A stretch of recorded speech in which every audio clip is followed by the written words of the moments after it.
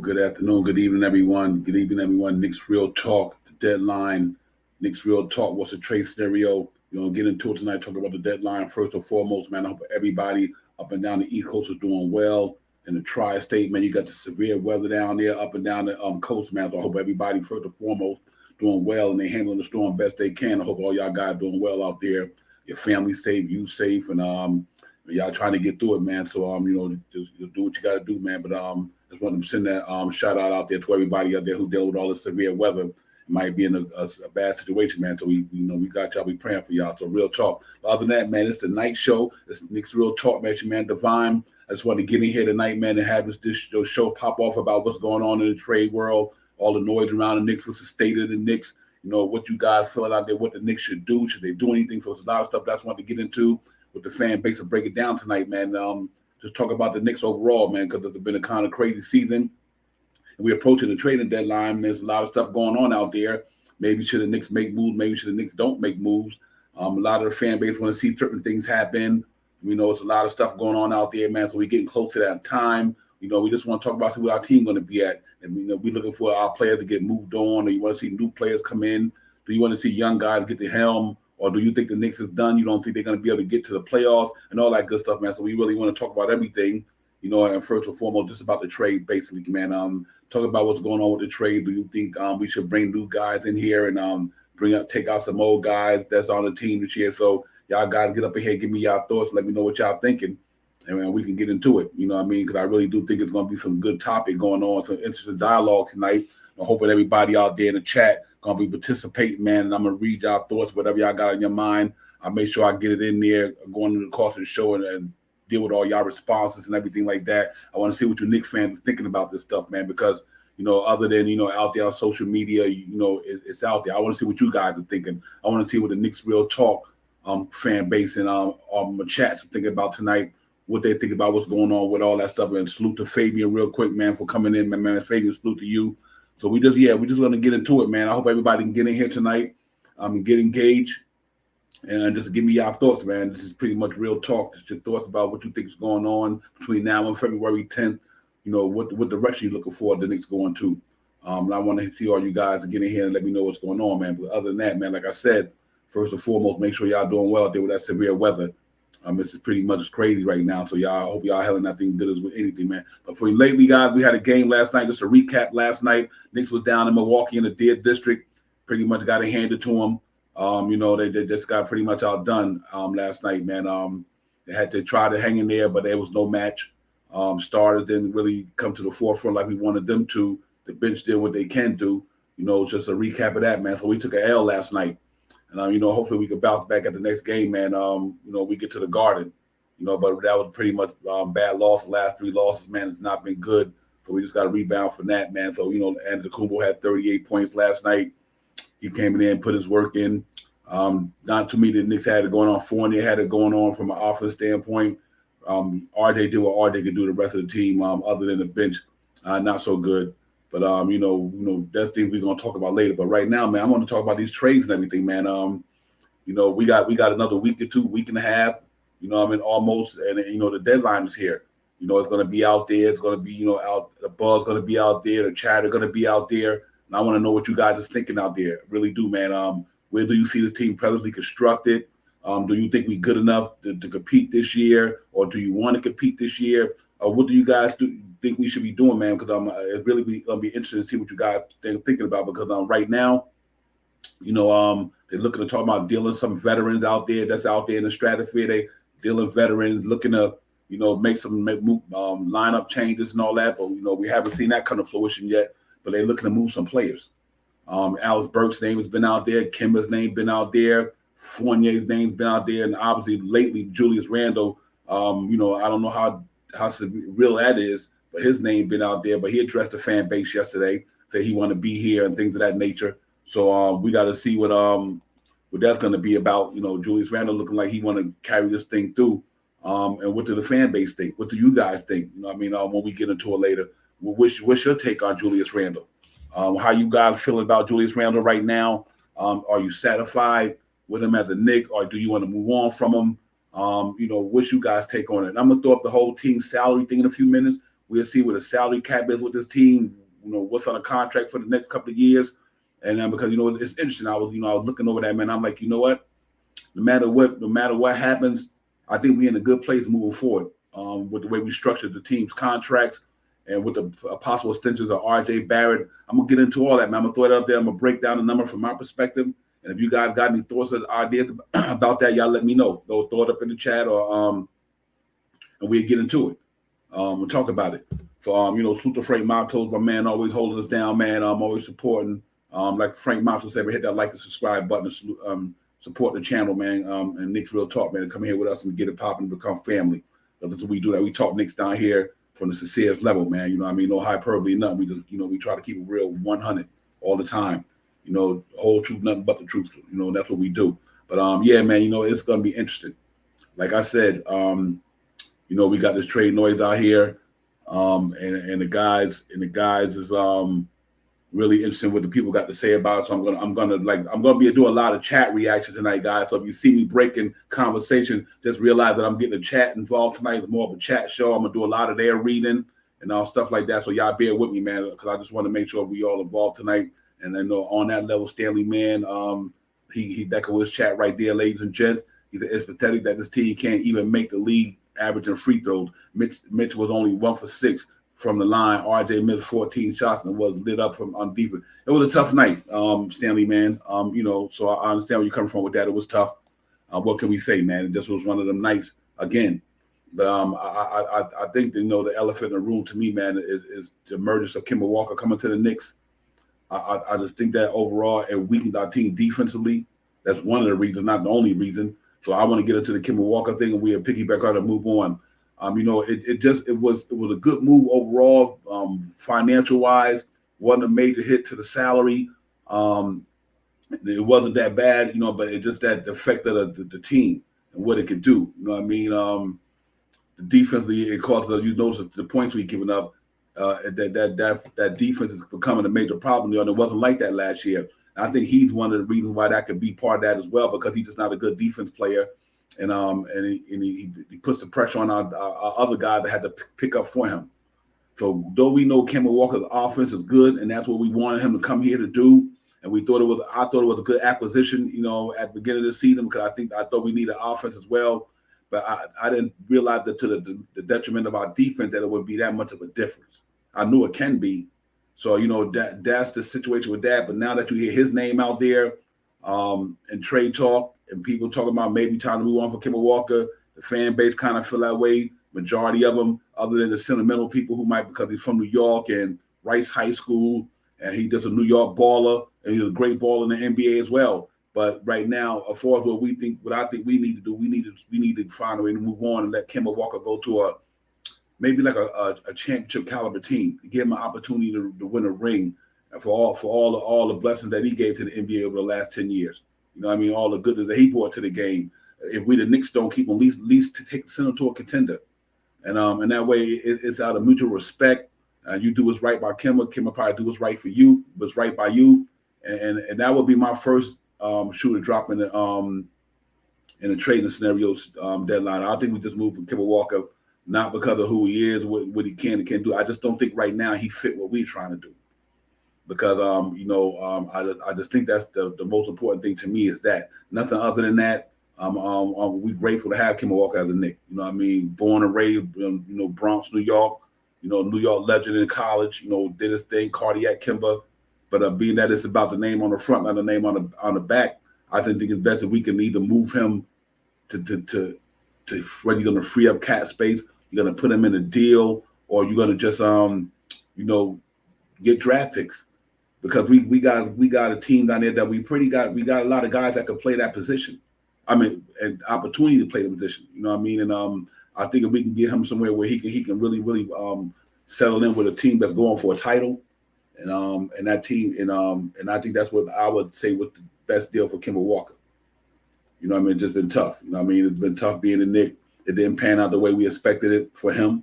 Because I just think the injury, the injury or the knee, I'm not saying he injured, but the knee issues, the fit with the team, they're not gelling. They didn't gel at the time they probably wanted to. I thought he would hope all four of them guys, the Mitchell Robinson or whatever, gel, come together, but it just didn't happen. And we started to take a hit for it on the defense end. He just one of the reasons, not the only reason, but the one of the reasons. So that's the reason why I bring that up, is that my first thing with trades is I think we just go ahead and try to get something with Kemba Walker and let the cardiac kid go somewhere where he can be able to get on the team and really, really have a chance to continue his career in a positive way. Because, you don't want to see that if the Knicks going south and he come over here and he going south with him. You don't want that. You don't want that for the man. You want to be able to go do a thing. So let's hope that the Knicks can deal with that situation. But, like I said, right now, Kemba Walker, he making $8,729,000 this year. Then you got a $9 million hit next year. Then in 2023-24, his comes off the books. So if you look at Kemba Walker and what he brings, we got him for roughly $18 million almost, and this year and next year. So his contract is not a bad deal for a team that's looking for a guy that, because it's movable, first of all. But I still think he can come off there and help a team in a big way. I think he really can. I think he can come help a team in a big way, and I think he can help a contender in a big way, because Kemba Walker can get buckets with the best of them. So so instead we don't feel like we're going to get to where we got to go, and if we think the season over, maybe just get a man the opportunity to go somewhere and get a popping with a team that might be going in the playoffs. So in that way, it's all good both ways. You know what I mean? And I think that's something that we had to say something about that. Frank Montel says CP the franchise. Knicks Fan TV said about 18 interested in Randle, including the Kings. Real talk. We get into that, man. I'm gonna hold that thought, Frank Montel. I'm gonna come back to you on that one.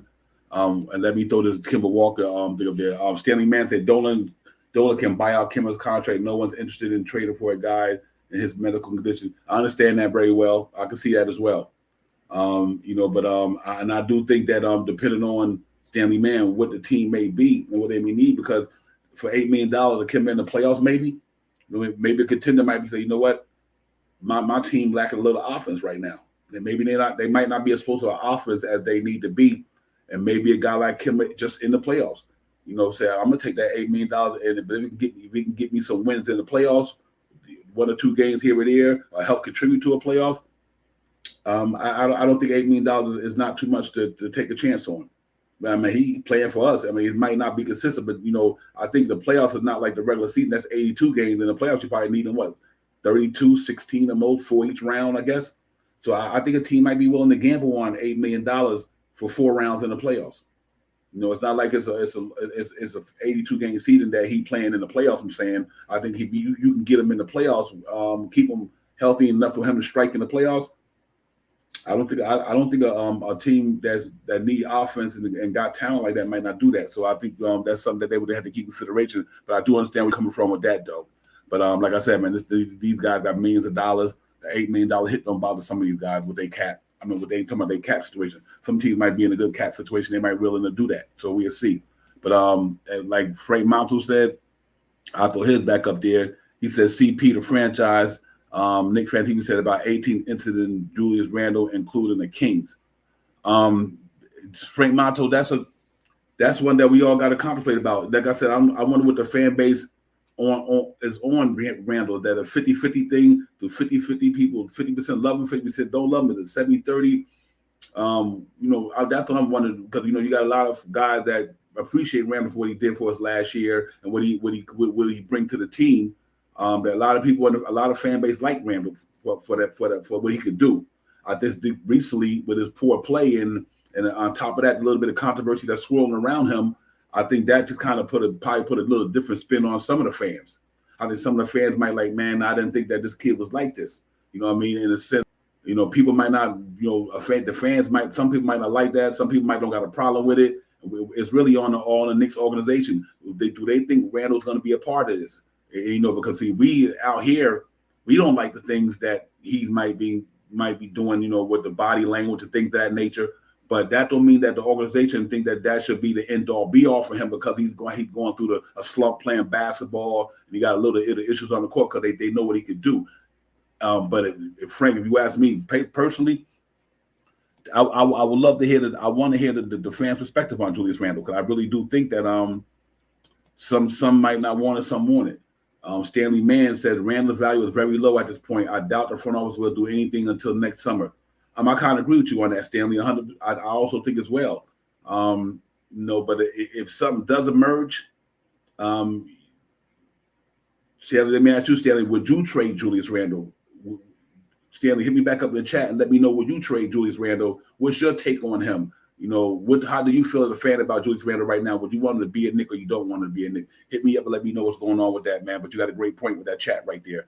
Because like I said, that's out there. I mean, it's out there. People will wondering, should the Knicks keep Julius Randle? A lot of the fan bases think about that. Should we keep him or should we trade him? He's not playing. His body language don't look good right now. I've seen some things I'm not even happy with Julius Randle. I mean, I was like, man, last night the game. I'm not trying to throw shade at, but these are things that bother me. Obi Toppin went to the floor last night. He looked at Obi Toppin on the floor and spit and walked the other way. And then I think it was Alice Burks and Kemba Walker and RJ went and pulled him off the floor.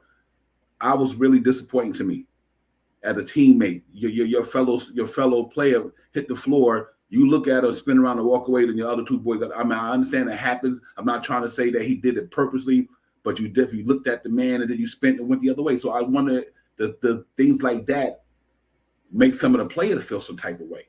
You know what I mean? For me, Julius Randle's a good player. He's a good player, put up good numbers. And I don't know if the acquisition of what they brought in this year is affecting how he's playing. Other than sometimes he does not, his head not in the game. You might make turnovers, a little bit too many turnovers. Sometimes he's not showing that leadership that we want to. But other than that, from a statistics standpoint, do you think it got something to do with the bringing in of Evan Fournier and Kemba Walker, because they taking up more shots than Reggie Bullock and them guys did? Do you think that the reason why Randle might be playing the way he's playing because what they got don't fit? Kemba Walker and Evan Fournier, obviously, as people who need the ball to score as well. Peyton and Bullock didn't need the ball like that last year. So then there wasn't a lot of opportunities. He had to worry about getting a lot of other guys involved, though he did. Randle's numbers is always up there. He's not a selfish player by no means. His assist numbers is the best on the Knicks. He's unselfish. But so I don't think that's the problem. But I do think the Kemba Walker and Evan Fournier think got a lot to do with that. But so what do you guys think of the fan base? Would you keep Julius Randle? Do you want him? Or do you keep him? Let me know, man. Hit me up on Twitter, Instagram, whatever. Let me know, man. Y'all, follow me on them stations and on them pages, man, and let me know what you guys think about that, because I think it's really going to be that's going to be the topic of conversation all the way to the trading deadline, guys. You could book that. Julius Randle name will be in the news from here on out. D Cool, you said that you wouldn't trade him? I mean, D-Nice, excuse me, D-Nice, you're saying that you don't prefer to trade, you prefer to keep him. Am I correct? Throw me a thumbs up if that's what you're saying. Or you saying no, that you would trade him, let him go. Hit me up and just to clarify that for me, because I might have didn't put it out there right to you. But yeah, right now, to me, man, my personal thoughts and my opinions on Julius Randle, it's going to be hard to go through this thing for 4 years if it don't get no better. I don't know if. Okay, thank you, D-Nice. D-Nice said he preferred to trade him. So I don't know if we can handle this. He can handle it if he go in a slump. Again, if something negative go on, is the fan base going to want to go through it if it don't stop? I know sometimes scoring, winning cures all. Winning and playing good ball, all that stuff will go away.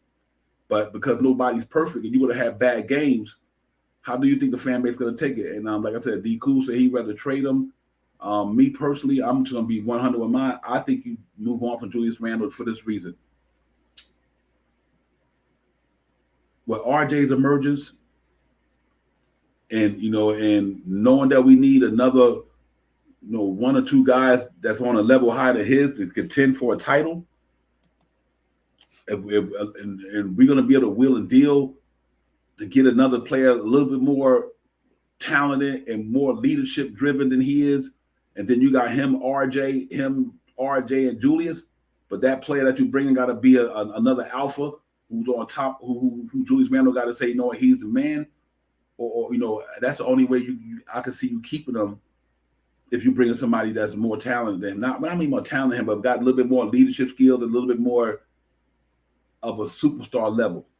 You know what I mean? Because and I think a player of his caliber, the same caliber he is, I think it can get you to the Eastern Conference Finals or something. But I think you got to have a star there, a star who on no matter what, he gonna give you the same numbers every night, and in the pressure situations, he gonna be able to perform. So I would love to see something of that nature. If you bring another player in here who could do what he do and even on another level.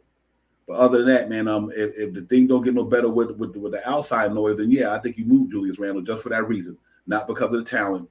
And even though he does some things that we might not agree with right now, the young man becoming the leader of one of the most successful franchises in the business, that man got New York on his back. You know what I mean? He a lot of these superstar day in places where it ain't at this level.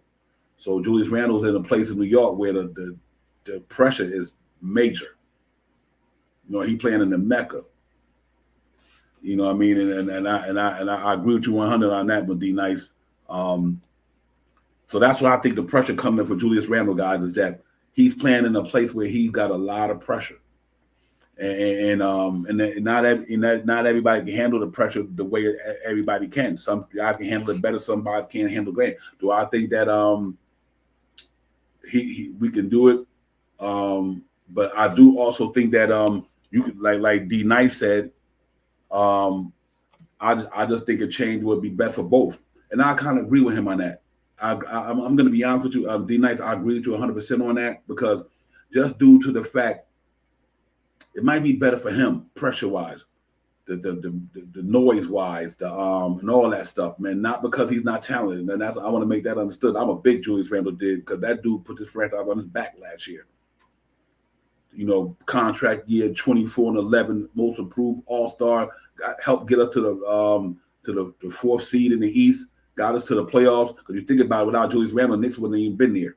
So we got to give him his flowers for that. But I think this is a different year, and different circumstances have came about, and I think it might be a little something that he might not need to take on for the next 4 years of that contract. He just signed an extension, guys. Julius Randle signed an extension in 2002. And it's extended all the way to 2025 with a player option.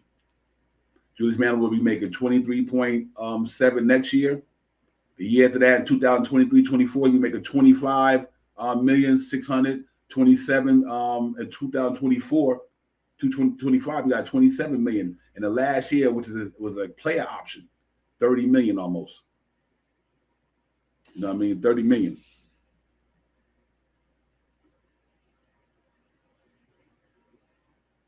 Yep, true facts. Beats a lot. Peace to you as well. Beats a lot. I do.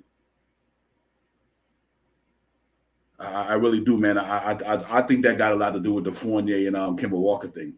You just bought it. You bought in players that's not better than him.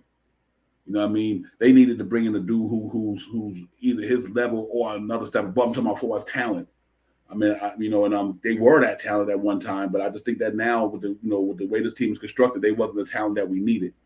It's been showing the last 6 games, guys. Now I hate to keep harping on this, but Kemba Walker in the last 7 games, Knicks 0-6, and the one they won, he didn't play in. He didn't play in that, so I think that. I just think that didn't go the way they wanted it to. But I do say this, man. And Big Chino said he think he's toast. And I think it's time to move on, Big Chino. I appreciate y'all coming in. Real talk, man. But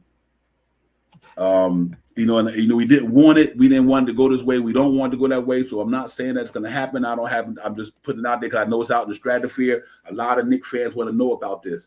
A lot of Knicks fans are 50-50 on Randle. So it definitely is out there in the atmosphere. It's being talked about. But like I said, what would you guys do for him? What do you want for him? If you think Randle need to move on, what would you guys recommend that we do for that? And that's the problem, being civilized. I'm trying to tell you, man. I know people don't want to hear who's homers and who they love the guy because he's from New York, but Kemba Walker just not cutting it for the New York Knicks. He ain't cutting it, and I gotta believe that made a difference. Frank Model said, I believe is a team to watch as they would be biased with expiring contract of Ricky Rubio and Colin Sexton, Fournier for Rubio, and the pick makes sense. And I agree with you, Frank Model. So that's the type of move that we kind of need to make. We need to keep this cap thing in perspective. You know what I mean? And things of that nature. Because like I said, if you do get Rubio, that's aspiring. You know, and if you do the Fournier thing for Sexton, I don't have a problem with that because you got to sign Sexton anyway. You know, so and when I'm coming off that injury, I don't know where he would be recommended if he's trying to get a max or whatever. But that's a good move, Frank Montel. I like that call. Salute, shot power to you. Salute, my brother. I appreciate you coming in. Real talk, like I said to everybody out there up and down the East Coast. I cannot say it enough. I hope everybody doing well with the storm. You guys are in a good place. You're safe, and everything is all right. So I hope y'all get through that, man. Because the snow is everywhere, all up and down the coast. But we got it here. But you guys just be safe. I just want to keep putting that out there, man, because I know people going through it. But Frank Montel, that's a good one. Cleveland do need shooters, and I can see that happening. I really do. And because Colin Sexton, I don't think they're going to sign him back. And that might be a good look for them as well. So that's a good point there. But like I said, dealing with the you know what? Here, let me. I agree with you, Stanley, man. That Fournier, you know what? And that's another thing too. The Fournier thing to me. Let's stay on that for a minute. I do think that the man he got a game, 10-year vet, been around. But here's the problem I got with the Fournier move. Check this out. Evan Fournier, 2021-22, 18 million. Next year, 19 million. The year after that, 19 million, almost 20 million. Then he got a team option for 20 million. Here is my problem with that right there. I think you can get better than that for 19 million somewhere else. And that's the thing with me and Evan Fournier.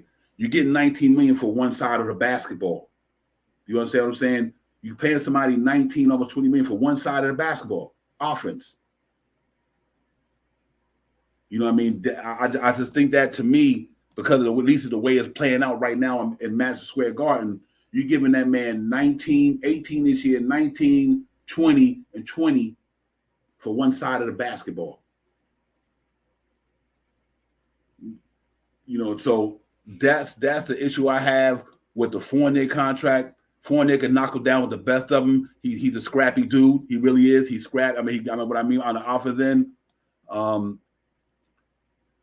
That I give him that. But for other than that, he's up and down. He's always, and for me to have 20 million out there like that, guys, to give it to somebody who only doing what he's doing, I just think that is not. It don't make sense. Because the team it don't fit. First of all, him and Kemba Walker chemistry and camaraderie don't fit with the starters. You see what Julius Randle going through. Are they trying to keep doing what he's doing? Salute to him. But you think about that salary, you can get a 3-and-D dude to do that. You could have got Reggie Bullock to do that for 10 million. He might not got the scoring, but I think it would have balanced out with his defense. Okay, you might have lost the scoring on Reggie Bullock's end, but his defense would have made up for scoring, opposed to having all scoring and no defense. So I think it would have balanced out. You could have saved yourself $10 million. So I I understand why they want to get him. I don't think the Fournier thing worked out for me, guys. Like I said, they got him in a sign and trade, guaranteed $57 million. Because like I said, that third year is a player option. So that means for the next 3 years, we pretty much got Evan Fournier. We have an Evan Fournier for the next 6 years. So, I think that's something that we got to really think about, man. And we could do something with that. I have a problem with it. It's understandable. But real quick, let me take a pause for the calls. And Elton Lee, I'm so glad to hear from you and see you, brother. We've been thinking about you on Knicks Real Talk. We haven't heard it from the professor in a long time. We was hoping you was all right. I'm glad to see that you in here, Elton Lee, man. Salute to you. And we are feeling much better because we was wondering about what you all right, brother. But, we just haven't heard from you in a while. But I'm glad you all right. I'm hoping you all right and everything is good, Elton Lee.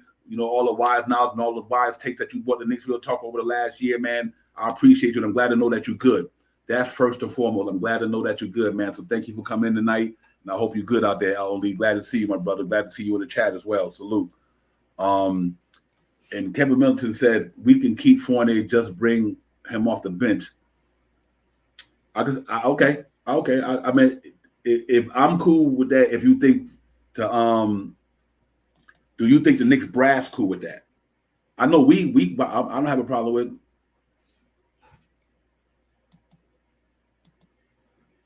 All right, Ali, appreciate that, man. I'm glad you're good. I'm glad you're feeling well, man. Just keep maintaining, take care, man. But thank you so much, man. I'm glad you're doing good, brother. Real talk. But yeah, man. Let me get back to Chris Mills. Hey, Chris, I think maybe most fans will be cool with that, but I don't know if the front office would be cool with that. You know what I mean? That's something that they have to deal with. But like I said, just let me be frank. $19-20 million, man, and it's guys out there who you can get with that could give you much more, bring much more to the table than he can. It's a lot of guys that hit the three ball in the NBA. It's a lot of guys that shoot. That's normal. But it's a lot of guys could do 3 or 4 more things that he could do. Think about it. He don't pass. He's not a good assist person. His assists stay low.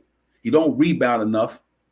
And you really only got him for an offense thing. So I do think that I think you can get better for that, man. I really do. And I think you can get somebody who fit in with the kit with the and a better defender in the structure of the team.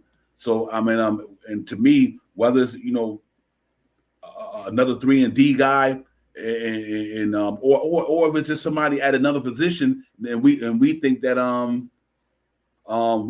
Cam Reddish could take the helm a little bit. So it's like, do you move him? Even if you move him for another position, but then you can give Cam Reddish some burn and maybe bring in somebody behind Cam Reddish. I don't know, like a Covington or whatever. And so things of that nature. And Shop Howard brought up a great point. The Nurkic and Robert Covington. I think that's a great deal. And here's the reason why I bring that up. I do think Evan Fournier can help Portland with him and CJ McCullough. They're not really a dope defense team. They don't rely on defense. But I think him and Damian Lillard, excuse me, CJ McCullough and Evan Fournier, that's nice. That's some shooters right there. You know what I mean? But again, can you get the contract? L. Lee, I agree with you 100%. I think he is a 6-man at best. And if you guys think that the Knicks would be cool with that, then I'm with you guys on that. Do you literally think that the Knicks will take like I said, guys, let's look at his contract. 2000 this year, 18 million. Next year, 19 million. The year after that, 20 million. Do you think that the Knicks gonna want to do that? NBA. I get you, Chris. I understand that. I understand that. But I think, Chris, here's my thing. I mean, tell me if I'm wrong. I agree with you on your tape. I think what you get for 19 million is my problem. My problem is not so much. It's what you're getting for 19 million, $20 million. The skill. He's one dimensional. He's one dimensional to me. I'm talking about he's the offense side of the ball, no defense. I just think that there's guys out there that's making, that same type of money, but they're good two-way players. You know what I mean? They're good two-way players. That's my only problem. Other than that, I agree with you. I don't have a problem with him. I always said that earlier. I think a lot of guys probably hit me when I said, why don't y'all start Obi Toppin and let Fournier go to the bench or try it? Obi move enough he move enough to up and down the court to play the small wing every now and then. Laurie Marketing can play the 3 in Cleveland. It all depends how you adjust your team. But I thought he should have went to the bench. You know what I mean? And but like I said, it's not happening. And I don't see why why it's like that. But the Knicks brass ain't ready for it. Like I said, I know we would want something, but it's on the Knicks brass. So that's with the Fournier thing to me, guys. We'll move on to thing. But I think that's somebody at the trading deadline we're gonna have to keep our eye on. It's gonna be out there, and but I do think from a talent level, that 20 million it could be RJ money next year. You know what I mean? That's why I say you move him. You can get that money off the books with a couple of expirants, and you take that same $20 million and give it to RJ on his extension. You know what I mean? Them the things that I'm trying to look at with the big picture with the Knicks. That $20 million we giving Evan Fournier to be RJ's money. And RJ earning that $20 million. So that's where I'm at with him. I just think that, we need to shred that, because it don't come off the books until 2020 into 23-24. 23-24. And RJ extended. RJ right now, he can make 8 this year. He make it 10 million next year. And after that year in 2023, his money, his time is up. Knicks gonna be fine because they got a lot of aspirants that year. But I would love to get that $19 million for Fournier, especially if you're going to keep Julius Randle. Can you take Evan Fournier $19 million and Derrick Rose $15 million that year, Alex Burks $10 million that year, Noel $9-10 million that year, and the only one's going to be on the books would be Randle, Manuel Quickly, Grimes, and McBride will be the only contracts on the Knicks books in 2023-24 if we don't resign, we don't bring them guys back. So it's interesting to see, and I think moving his might be a good thing to do. But yeah, man, I think the trade deadline gonna be crazy. You guys keep it coming, man. Y'all got some great thoughts coming up in here, man. Like I said, I'm glad to see my man Elton back to professor in the building. I'm glad to see that. I agree. We you know what, man, and that's. I thought we should have did that, Kevin. I thought it just gave him a chance to to get some burn. And here's the thing. Even though Fournier scored more than Obi Toppin from a shooting standpoint, but look what Obi going to give you, that more rebounding. Obi assists the ball pretty good. I was surprised at his passing, so he would have gave you more assists, more rebounding, more strength, more speed. So I think that experiment to me should be a wrap. I really do. I think we can do better with the 19 million that ever 20 million ever Fournier to help this team. I really do. So I like what Shaw Powell's put out there with because we talked about that in a couple streets ago with the Nurkic and Robert Covington. And I'm gonna tell you, it's interesting to me. Y'all think of what even that same thing, and I brought this up in my mind only. I brought this in my mind only if we were to move Julius Randle. You wanted cap money. You just wanted cap money. You didn't want to play in return. You just wanted cap money. I would have sent Julius Randle out there to Portland for Nurkic and Covington and maybe a pick or two. You got Julius Randle 4 years, $100 million off the books, and he can go out there to Portland with Damian Lillard. Which I know him. I know he can ball out there with Damian Lillard because they need a guy like that. Yep, you know what I mean. So I was like, man, Nurkic and Covington and a pick or whatever. I know they ain't gonna throw Anthony Simmons in there. If they was, then that's a wrap. But think about that, guys. And them two dudes, they aspiring contracts. You don't have to read them up, and you got Julius Randle money back. So now you let Obi get his thing off. Let him grow in that position, win or lose, whatever. But then Nurkic and Covington don't even play the four. So and now you just got to work on the other guys. So I do think it'll be interesting. Be civilized. Said Kemba, Evan Fournier are leaked on an oil pan. Meanwhile, Noel is blowing a gasket. Randle is a transmission that needs to be rebuilt. Hey, brother, you need to leave that tweet up there, man. I'm gonna leave that tweet up there, that chat, man. Because that's really what it is, guys. That's what it boiled down to. Be civilized. That's a great point there. That's a lot of money for to get these guys, and they doing one way thing. Like Elton Lee said, we got a lot of one way players on this roster. You know what I mean? And I think that's the problem. We giving up 100-some points a game and 30 points in the first quarter, 39 the other night. I'm like, come on, man. That's thumbs down right there. You know what I mean? That's thumbs down right there. And I just think that's not the way we need to roll. So I think these players, I think they're just trying to you know what it is, cut your losses while you can. And for all those, who try to get out here in life and make it happen, sometimes something ain't working. You got to cut it before it gets too bad. You can't cut it. You know what I mean? Lose the weight before the weight get too much, or don't let the guard pile up before it get too much. Take it out before it why it's small. And that's what the Knicks need to do with there. I'm making crazy analysis, but I'm just trying to say that, make the move while you can. And if you think it ain't gonna work, just move it. And so I do think that the Julius contract, the Kemba contract, and the Fournier contract, the Julius thing is 50-50. That's a fan base thing. I think it's more of the fan base. But I also understand sometimes change could be better too. It could be better, either way. But the change might be good for him. He got his bag, so no matter which team he's going to, he's getting his money. He's gonna get paid, and he want to be here. He put out Julius Randle put out a statement like he want to see this thing through New York. That's fine as well. But like if we do, we need to bring in another star player. So if you're gonna keep Julius Randle, Kemba Walker, Evan Fournier, Alex Burks. And them cats got to go. Then you bring in somebody that can blend with what he do. They can fit with him and R.J. Barrett.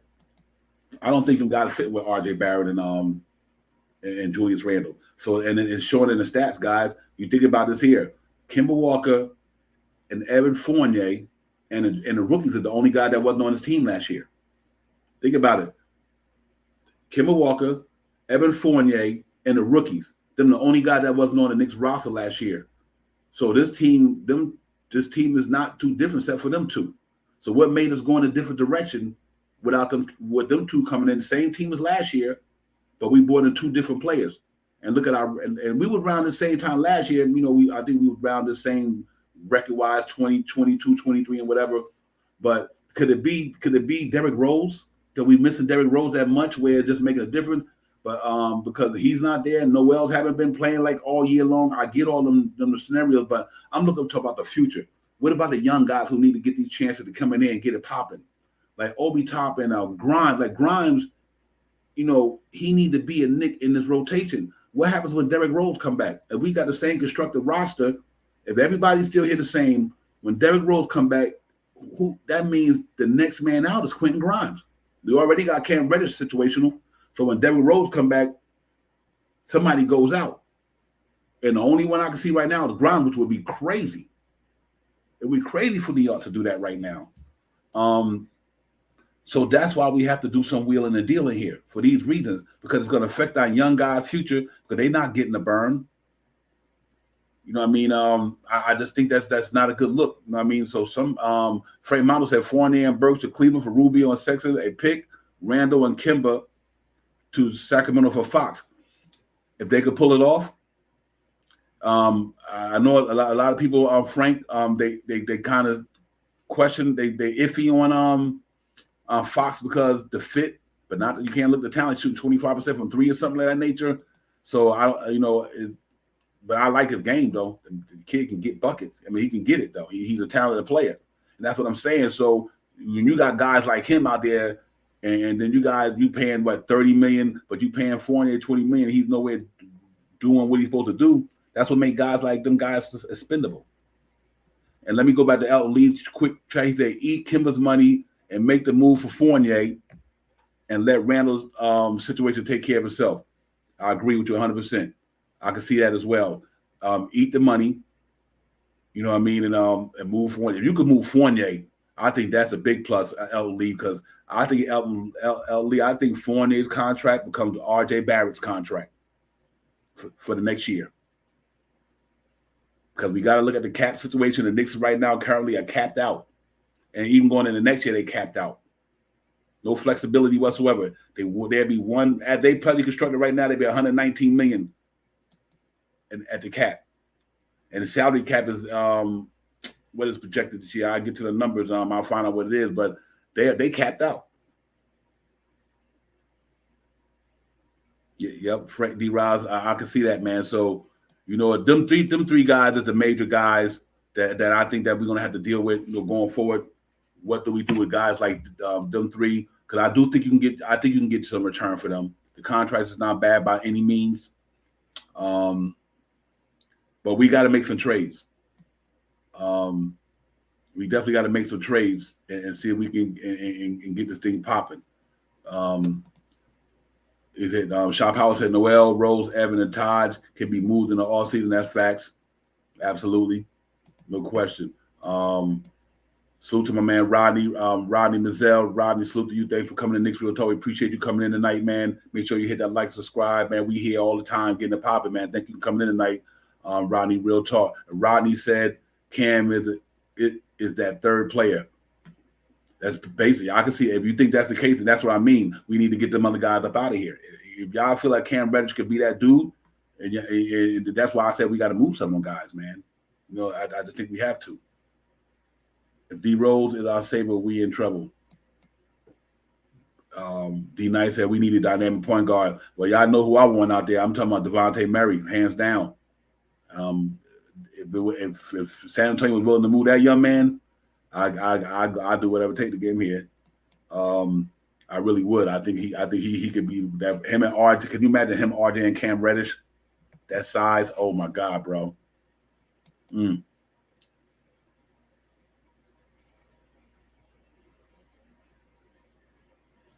Yeah, that's a tough situation, Kevin Miller.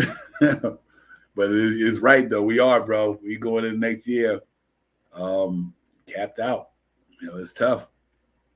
What about Mitch's contract? I'm not sure if the Knicks will resign him. Hey, Natoro, he been playing good, but I do think that's another one that's interesting to me. Mitchell Robinson, and I'm a Mitchell Robinson guy. You already know that. Okay, sounds good. Yeah, Mitchell Robinson situation, Natoro. I like Mitch. If he can stay healthy, keep playing the way he's playing now, then you give him Noel's contract. See, that's what I mean. You got to what's that said? Add and multiply, subtract and divide. I'll subtract and divide. No, get my man Noel out of here and get that money to Mitch. If not, because here's another thing. Let's say here's another. We nobody talk about Mitch at the deadline. Because think about it, he got to get signed next year. Lee has always been consistent with that. What happens at the deadline with Mitch? He's one name nobody talking about, but the Knicks got to either do something with him. You know what I mean? Because if they don't trade him, then they got to let him walk for free next year. If they don't sign him, because Mitch is in a contract extension year, so you don't hear Mitch's name out there. But from a fan base, from a Knicks perspective, do we trade him next year and sign and trade? You could do that. Or you could let him walk and lose. You can't lose Mitch for nothing. You know what I mean? So I think if he don't get traded at the deadline, I think the Knicks going to, and he stay healthy, I think the Knicks will sign Mitch. At least they have an opportunity to. Whether he stay here or not, I don't know. But yeah, right. That's the thing. You absolutely right. I think you can give him that money. So that's going to be an interesting one right there. We have no choice but to resign Mitch. This team will be really bad without Mitch. I agree, Kev. It's just his presence, man. His defense is rebounding, offense rebounding. We need to work on the free throw shooting much better. And but it looked like he's getting healthy, and I think he can stay a Knick. To me, and I'd love to see the Knicks resign Mitch if he stay on the court, man. I just think the young man, he changed the game. Look at our defense, man. If we had some more defense players down there with him, that's why our defense was so good. Even though he didn't play a lot last year, but when you had Reggie Booker, Elva Payton, and Mitchell Robinson, that defense was solid. Even with Noel, it was solid. So I do think he's worth that, man. But yeah, man. So right now, you guys is pretty much. I'm gonna say on the trade, Kemba Walker and Evan Fournier, and most of you guys say keep Randle. Some say may trade him. I think you if you can't bring in a star player to go with him, then I think you move him. I think you move him. If you can't bring nobody in the better than him, and that's going to blend with him and R.J. Barrett and the rest of them young gentlemen on that team. If you're not going to be able to do that, and you can take the salary and get it back, get the money back, then I'm good either way. It's either way. I think either way you good. You trade them or you keep them. You just got to bring the right pieces in and get rid of some of the pieces that don't fit with him, and maybe he can get back to where he need to be. But and that's a lot of things he need to work on within his inner self too. He need to work on his inner self to make sure that he's worthy for the next 4 years. In the next 4 years of being a Knick with that contract, and that's what it boils down to. If he's going to be able to live up to the contract, if he's going to be able to withstand all the stuff that's going on in New York City. Had he learned from this? This is the first time he might have went through it. Is it something that Julius Randle? It's something that Julius Randle you think he can learn from and become better, dealing with the media, dealing with the fan base. Is that just something that's just a glitch of the matrix? You know what I mean? It's something that was a glitch, and next thing you know, he can rebound from that and get his mental back in the direction of just playing basketball and being positive.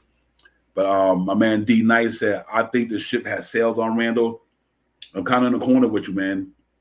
I really am. I want to be optimistic and say Randle can do this thing. He can make it happen, and he need to stay here and maintain. I want to have that feeling, but you just know how it works. You know how it works. Once you get caught up in that, you like look at the Marburys of the world, Stephon Marbury. Once they get caught up in that all that noise, outside noise, and it's having an effect on your court, is that something that can be rectified within Julius Randle? That's going to be the issue.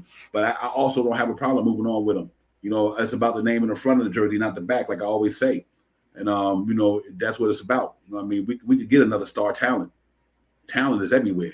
And I like Julius, man. He's a skilled dude. He brought a lot to the table for the Knicks. But it's not that for me. Is he going to be able to maintain in his current state of mind for the next 4 years? That's it. It ain't got nothing to do with his game. How is he going to benefit the young guys? Is he going to help these young guys maturate and grow? Or do we need a leader in front of him that can help him grow and help the young guys grow? That's where I'm at with that. Not the talent, not the skill set. It's the other parts of the game that I'm concerned about and the outside noise. I don't want that for him, and I don't want it for the fan base. We got a lot of young talent coming up the pipeline, man. The Knicks is in a good situation. Cap wise, they got very movable contracts. They good there. They got good young talent down there, and they got contracts that make this team better. So that's where I'm at with that. Salute JW. JW said, remember, we got to sign Mitch at the end of the year. RJ and Cam is next year at the same time. Facts. That's why I said the Fournier contract and all that. Facts, JW, real talk, man. That's where I'm at with that. RJ and Cam extension is coming up. You're going to keep Cam Reddish. Mitchell's contract is coming up. You got a lot of young boys' contract coming up, and you got to make sure you're able to sign these young men. So, JW, good point like that, man. I'm glad to see you in here, JW. Welcome to Knicks Real Talk, man. I appreciate you coming in tonight. Thanks for being part of the fan, man. Make sure you subscribe and like that button, man. We in here all the time trying to keep it popping for the Knicks fan base. It's me, your man, Devon. You already know the host with the most. I'm in here with the chat and everybody out there streaming it where you're streaming it from. I hope y'all safe up and down the East Coast, man. We had a blizzard up and down here, man. So some parts of the tri-state is pretty rough up and down, man. So I hope everybody's safe out there and you and your family doing well, man. And I'm glad y'all in here with Knicks Real to talk tonight, man. Let's get it popping. Salute to Jarvis in the building. You already know what it is. Jarvis in the building. Parrish, salute to you. Parrish said we gotta be careful giving up on Randle too quickly. Tibbs need to sit more, let him sit more, and let him get back to his comfort level. Absolutely, I can see that as well.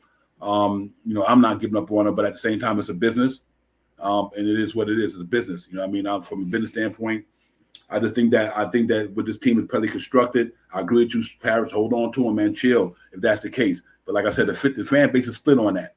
They are. The fan base is split on it. It's a 50-50 thing with the fan base. That's where the dilemma is at. Half the fan base probably wanted to stay and half people wanted to go. And I just think that's what it is with that situation. And then what trade do you see we doing at the deadline? Realistic? Hey, JW, I think it's going to be small. I don't think it's nothing major popping off. I don't know if it's nothing major popping off. I think it's going to be maybe a small trade here and there. I wish you can move like 3 players to get one. I wish it wasn't a semi-major where you could move maybe 3 contracts to bring in 1 contract so you can free up 2 roster spots. At least these situation spots, the roster spots, and to be able to back up somebody. Like I would love to move 3 players to get 1 back. Them 2 players become Cam Reddish and Grind definitely staying in the rotation. Because you remember, if we don't make the right move and Derrick Rose come back and you don't change this thing up, they're gonna then who spot is Derrick Rose taking coming back off the injury. So that means somebody's not gonna play. Cam Reddish already ain't playing. So I hope JW. I like the Covington deal defense from a defense standpoint, but I do think that we got to do something. I think we need to do maybe like a couple of guys and a couple of guys for maybe 1 guy. And like we send out 2 players or 3 players, we bring back 1. That I think that because I think you're giving the other guy the opportunity to play. I'm not sure. I know Dallas got that decision to make with Brunson, and they really do, guys. Because think about it, they got to either trade him or they lose him for nothing. And that's why his name has got to be out there because Jalen Brunson is definitely going to be a free agent next year. So if Dallas don't sign him, unless they plan on signing him next year, they're not going to sign him. No way you let that young man walk out of Dallas without getting nothing. You know what I mean? So I think that's a guy that name is going to be out there. I can almost see, Dallas taking Kemba's little $9 million and maybe Burks or Noel played there before. You know what I mean, or something like that, because they trying to go. They need somebody going to help them get to the playoffs anyway. I don't know. I don't think they got a point guard on that team other than Luka Doncic, obviously, that who played the point guard that can kind of do what Kemba could do with the basketball, other than Jalen Brunson. So that's a name I would keep an eye on. He's a guy that could possibly be had because, you know, he's going to be a free agent next year. You know what I mean? And they're either going to sign him or they're going to get something for him. So I think that would be interesting. King Ribby, salute, panel, salute, King Ribby. Yeah, man, Elton Lee. If RJ is promoted to the number one option, then he gets the lion's share. Absolutely, 100, absolutely. When it don't go his way, he gonna get it too. You know, and that's the thing, Elton Lee. I'm glad you brought that up. The same thing happened to Randle can happen to RJ if he go in a slump when he's the number one guy. Once you give him that money, then the pressure's there. I think the pressure's there, but I do think that young man can handle the pressure, though. I think he can handle it, and that's one thing I can say. I think R.J. Barrett can handle the pressure. He's really even-keeled mindset guy. He don't get too up or too down. You know, dad's a professional. His mom and dad played a professional game. They know basketball. His father was leading the organization in the international league over there, rowing. He come from a certain type of built from a certain type of cloth. Where I think that his grandfather, big Knicks fan. I mean, he played at Duke, in the spotlight from day one with Zion Williamson and all them guys. So I do think he can handle the pressure. To me, I think he'd be all right. I really do. So I think if he becomes the number one, if he gets to that level, because it's not if he earned that spot, then you got to make him the number one. I think if he become number one, you got to give him his spot. So I do think that. He said the only difference is RJ is showing he wants the pressure. Yeah, he don't run from it, D Nice. He don't. Let me go to he don't D Nice. I real talk. Let me put B Civilized chat back up there. My man, I moved it kind of fast. I'm sorry, I was just breathing through it. Played a simple Mandarin and Tibbs created an unstable situation for Randle. I'll blame all three parties not producing at their maximum level to contribute to winning as a whole from top to bottom. I agree with you, man. It ain't only on him. It ain't only on him, but you 100% right. B Civilized, great point there, man. We have to take that into consideration. Nataro said any chance they trade Fournier, Kemba, and picks for Fox. If you think that can get him, I don't know. I don't know if that skill, that talent level might get Fox. That's a question. Unless you're giving up some mad picks, like you had to throw in some picks, like you said, picks with that. Maybe that might get do it. Nataro, that's a good point though.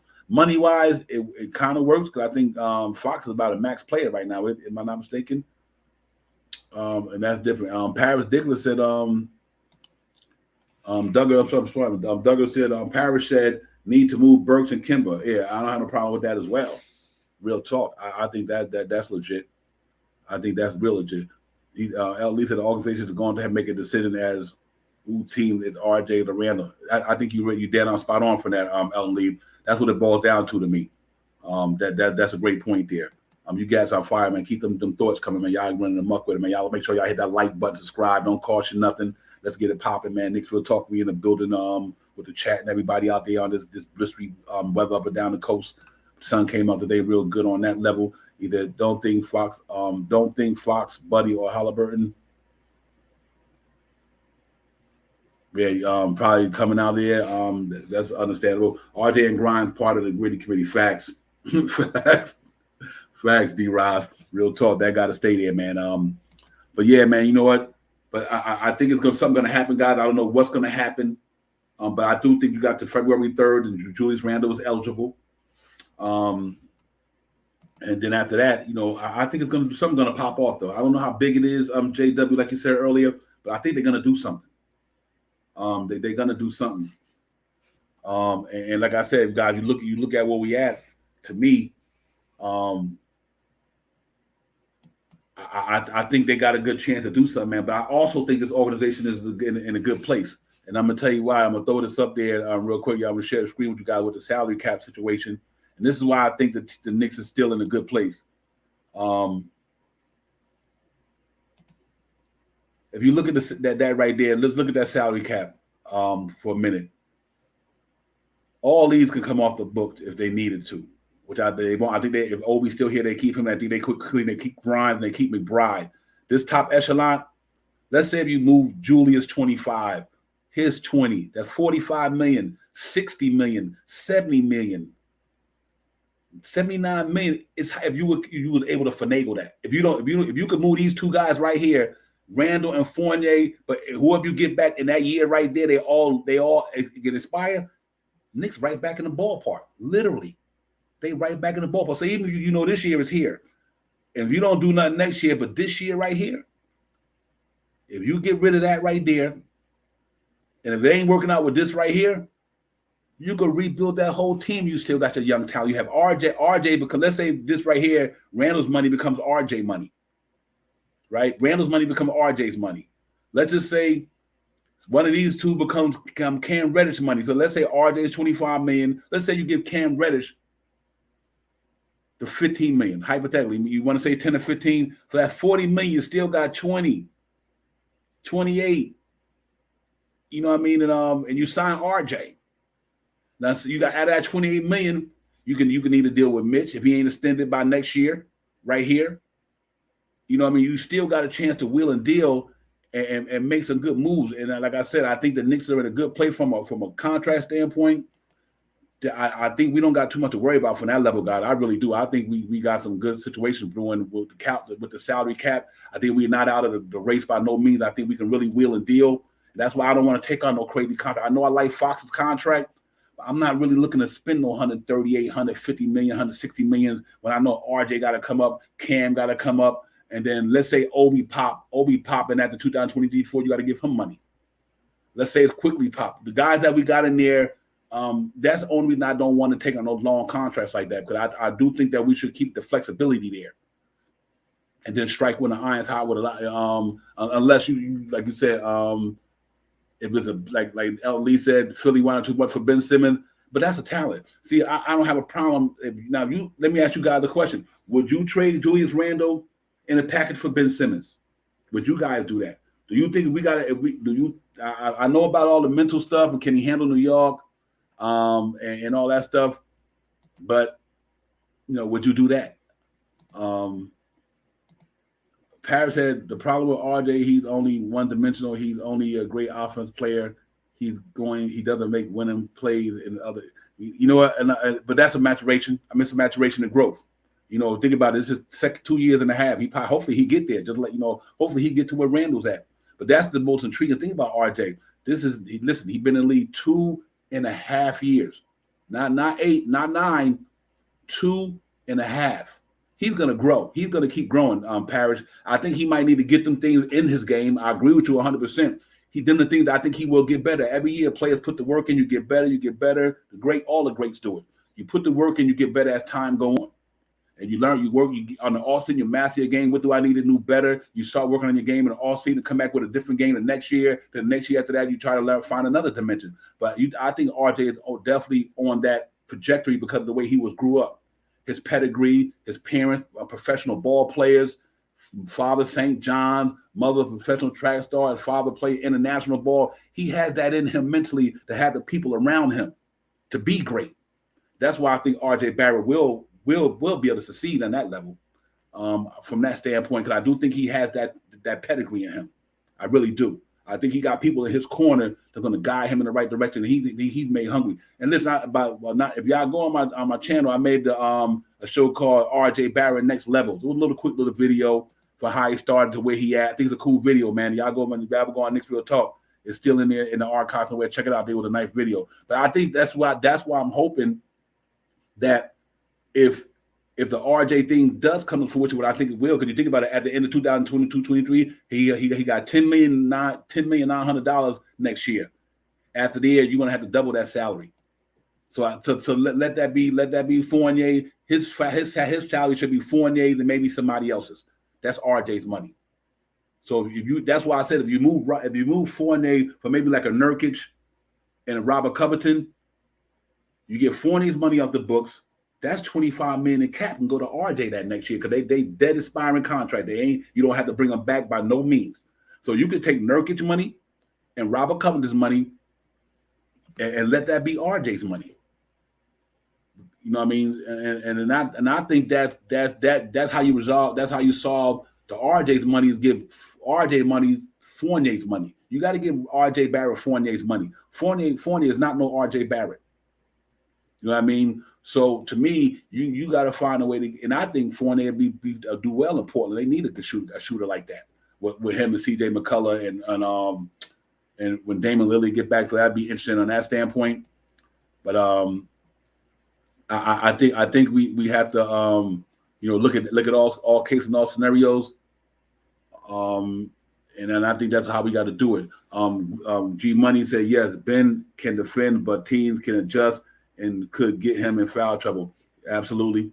He's another player that got, but when he on, he dominant though. His defense is dominant when he on. And but you know what's crazy about Ben Simmons?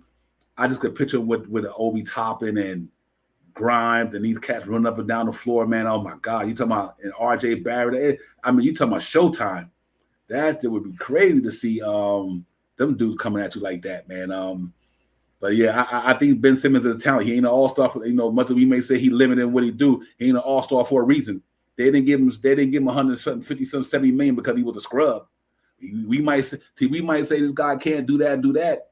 But damn, we see when that boy get down though, he make up for that in a lot of ways. You know what I mean? So King Rigby said, but at Divine, that's if they try to trade with him. Yeah, you're right. Absolutely, King. It takes two to tangle. Absolutely right. It takes two to tangle. And much as we want to trade people, the other team got to be willing to take it on. Great point, King Rigby. That's 100%. Everybody got to be willing. Take both parties or three parties, whatever. I think so. Yeah, right. I forgot. I'm sorry, I forgot the name.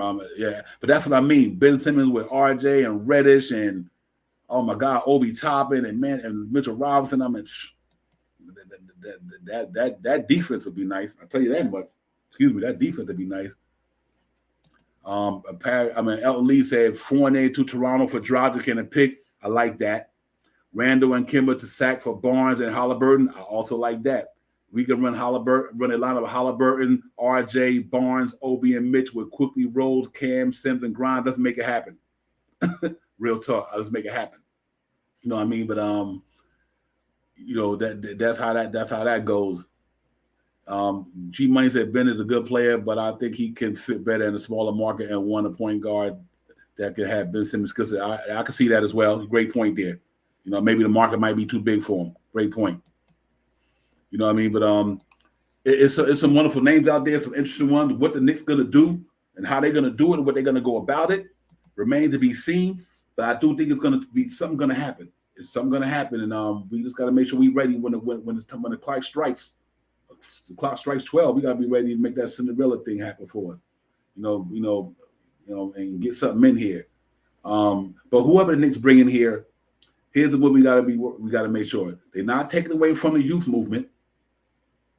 They're not taking away from the youth movement, and they're not going to hamper us financially. We just can't afford that. We don't want that. And G Money, hit me up with this here real quick. Can you run Cavis LeVert at the 1? Let me know what you think about that in that situation. And he said Ben is getting ready to end up in Orlando. Ooh. That's interesting. Very interesting, Alton Lee. Frank Model said, mark my word, Divine, we will be traded with Cleveland. All right, Frank Model, I got you. I'm going to hold you on that. And I think you're probably right with that. That's a very good situation for the Knicks to deal with as well. So I'm going to keep my mind on that. And Elton Lee said we only need to look at 2 players. Elton Lee, hit me up and let me know who them cats is, man. Let me know who that is, man. And put the names out there. But yeah, man, y'all salute to the chat, man. Salute everybody out there. Knicks Real Talk, trade show scenario, man. We just talking deadline. We talking trade. We're not even trying to get a number other than what's going on between now and the deadline. So we're not going to get into too many ball games and none of that. We all trade talk tonight, man. Just have some fun with it. Talk about it. See what Leon Rose, the shot caller, going to do. You know what I mean? Who stays, who goes. You know what I mean? Knicks trade. What's the scenario? Knicks Real Talk, man. I'm in here with the chat. Elton, everybody, Frank, everybody, G Money in the building. All you guys up in here. We talking Knicks on this snowy, blistery day that was happening yesterday up and down the coast. But we ain't here just talking Knicks, man. But yeah, man, I think the Rambo, Kemba Walker, Evan Fournier, Alex Burks, Here's another name let's talk about. Let's talk about the Alex Burks, guys. That's an easy moving contract. Easy moving contract to a contender. I'll take that back for some picks. You get Alex Burks out of here. Derrick Rose come back. There go Cam Reddish at the backup 3. Problem solved. It's that one. It's that simple. And let's keep it minor. If you can move Alex Burks for a player that you can even just take off, free up a roster spot for a couple of picks, move Alex Burks. That go Cam Reddish time right there. Problem solved. I think that's one thing that I think we should look at, guys. Is look at that situation right there. Kemba's contract is I think Alex Burks' contract probably the easiest one to move. Why? Because he got a skill set. He can help somebody. See, we're not moving Alex Burks because he can't play. That's not that. We not moving him because he's scrub. We moving him because we can free up a roster spot to give Cam Reddish some minutes. So I think a lot of teams would take Alex Burks. But when Alex Burks got a popping, he got a popping. We call it MJ Burks up in here when he on fire. So I do think a playoff team. Yep. I think a playoff team would love to take Alex Burks and Kemba for some picks or a player who could bring to the roster and he becomes situational or something or Wade, whatever. And that guy who come in, he'd be situational and you move Cam Reddish and let that guy let him be Cam Reddish spot. So, or to me, go to Portland. I'd swap Robert Covington and him straight up. Straight up. Robert Covington for if we because here's like I said, you get Robert Covington, a contract come off the books. You don't have Alex Burks' contract in 2022 and 23. You get rid of that contract. Alex Burks makes $10 million next year.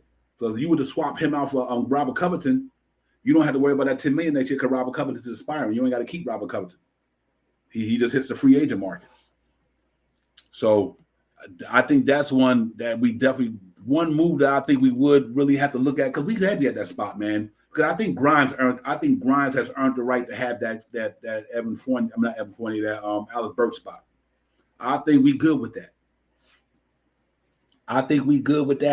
So if you move Alex Burks, and especially if you can get it for picks and somebody that's not going to play in the rotation, and say that $10 million, get a pick, and let my man get some burn.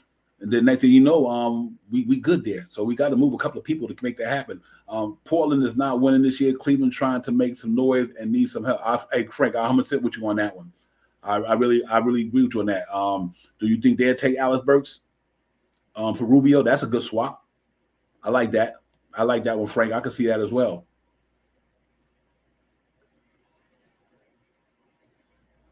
Yeah, absolutely. Yeah, because we do definitely need that point guard here. Out of this deal, some way we got to get a point guard up in here. If we can't get nothing else, but if we gonna roll with Derrick Rose and what we got, they don't move Kemba Walker, then obviously it's gonna be Derrick Rose. It's gonna be by committee. They might think that Manu quickly every now and then can hold it down for a little bit because his combo-ness. You know what I mean? So that's gonna be interesting. He said, "I would move Alex Burks for a draft pick. I would move Alex Burks for draft picks. I wouldn't just buy Kemba out. But Divine, what scares me is Tibbs refusing to play the youth. Facts. This is why Tibbs is a future problem, and I think that'll get resolved. JW, I really believe that. I think that'll get resolved one way or the other because I think we got to put some of this youth up in there to give us the energy we need up here, man. That's a great point, JW. I think Cam will develop better at the starter. That's what I mean. I think you put him in there. I like his size. He's bigger than Evan Fournier. He got a skill set like Evan Fournier. He might not be in the league longer than Evan Fournier, which to me that tell you that how good he can be. So you got to find a way to move some of these players just to free up a spot, man. That's all. G Money said, yeah, but how much does D-Rod? Yeah, how much D-Rod? Ben has been in the league for 4 years and haven't shown improvement. He's a good player, but I don't think he's been able to his height. Okay. I'll say this for to say that. Not that I want to do it, but I think a lot of teams want Ben Simmons, though. You guys, much as we may not think that he good at what he do, you ain't the mother franchise ain't complaining about taking on that max contract. So no matter how good we think his skill set is, we might see things that we might not see things that a lot of these franchises see, and they willing to trade for him. It's not like they're not willing to trade for Ben Simmons. People want him. And if Philly didn't think Ben Simmons was good, they would have gave him $178 million. I don't think it's a problem. I don't think that's a problem. I think one little bad playoff game or two called everybody to go off on Ben Simmons like he ain't that dude. Ben Simmons is that dude. You know what I mean? Just because he had a bad playoff game, he didn't pass the ball in the clutch situation, and Doc Rivers them saying that they don't think they can win with him, that's on them. He might not be presently constructed with that team, but I do think Ben Simmons is the problem. That man defense is phenomenal. His court vision is phenomenal. And when he get in the middle, he go in there. He can throw it. He play hard like Karl Malone down there. So I do think Ben Simmons I do think if for the taking the right team to get him. You know what I mean? Because like I said, you know, remember when we said about RJ Barrett when he come in the league, he couldn't shoot. Now look at the shoot. It got better. Ben Simmons is not an old dude. You know, he came in his rookie year. He didn't play before. I think his rookie he was sat out. He's not an old dude by any means. It's not like the guy been in the league longer than Randle. You know what I mean? So I think we got to make sure that you cross all your T's and dot your I's with Ben Simmons, because the right place, he'll make a team. He'll put a team over the top. Remember about it, they probably would have went to the final if Kawhi Leonard went and shot that corner jump shot and it bounced on the rim and rolled around a little bit, then fell in. Think about if Kawhi Leonard went and hit that shot for Toronto. The landscape would be different probably with Ben Simmons and Beaker. They were about to go to the finals. You know what I mean? So I think we got to, I think Ben Simmons is a talent, man. I don't think that you can sleep on how good that kid really is from all the other aspects of the game. Nobody's perfect. Just like Julius Randle, he could score the ball, but he got issues too. Randle not perfect. He could do. Barrett got game too, but some things he need to work on. His foul shooting, just like Ben Simmons. So everybody's not a perfect ball player. Nobody is that just. Other than Kevin Durant and them guys. So so one thing he might not do good is 8 or 10 things he do damn good. Now I take 8 over 1 any day. That's why I think Ben Simmons. All you got to do with Ben Simmons is put shooters around him. Just don't let him be. He don't have to shoot the ball. You put shooters around him, and I think that boy is tough. So I'm not saying the Knicks get him, but I can see why teams want him. I can see why teams want Ben Simmons, because the kid is a talent, man. He been in the All-Star already. Ain't like he ain't got here and been in the All-Star. Been there 4 or 5 years. Went to the All-Star already. And like I said, his defense is second to none. The kid can really get down, man. And I got a feeling that when that situation get resolved, because he might not be ready for New York, maybe, but I do think that kid can get it though. I do think he can get it with the best of them. Elton Lee said, real talk, RJ got to get in the gym, work on that shot. That absolutely. And that's what it's about. It's about the maturation. The kid has only been in the league 2.5 years. 2.5 years. But that's what good players do. They get better in the offseason. They keep going in there, working on their craft, find out what they could do better. Look at RJ this year and look at RJ last year. He went in there and he knew that he needed to drive the ball more, get to the lane a little bit more, get back in the gym. When he got back in the gym, now you're seeing that the maturation take place. So I do think it's a time. It takes time when you got a player like that who's 21. I think RJ is the youngest Nick. If I'm not mistaken, might be the youngest Nick on the team right now, age-wise. I don't think there's a Nick on that team younger than RJ. And for him to do what he's doing at 21 years old and in the biggest market in the business, you got to salute yourself to RJ Barrett. For real, man, he playing in the Mecca with the strongest fan base probably in the business when it comes to basketball almost. And the young man is taking all the heat when he's not playing well. He handled it the right way, and he keep it moving. And I'm glad to see his maturation. Now I can only imagine RJ Barrett in 3 or 4 years. 3 or 4 years, RJ Barrett going to be the real deal. He's becoming that now because his game going to get better. RJ Barrett in 3 or 4 years, 2, 3 years from now, going to be a problem because his game going to get better. Because he hasn't been in the NBA long enough. He's going to be a master. He's going to be got bigger. He's going to be got stronger. Going to be wiser. Man, watch out for RJ. And that's why I think the Knicks got to give RJ the money. That's why he got to give him. You went to tell me you going to keep Fournier on $20 million. Don't give it to RJ. Man, that's insane. So RJ Barrett is a part of the future, man. And I just think that the Knicks going to roll with that. But JW said, what about John Wall for Kemba and Fournier? Here's why. Let me put that out there. The reason why I would do that. For 2 years, you got John Wall and the contract is going.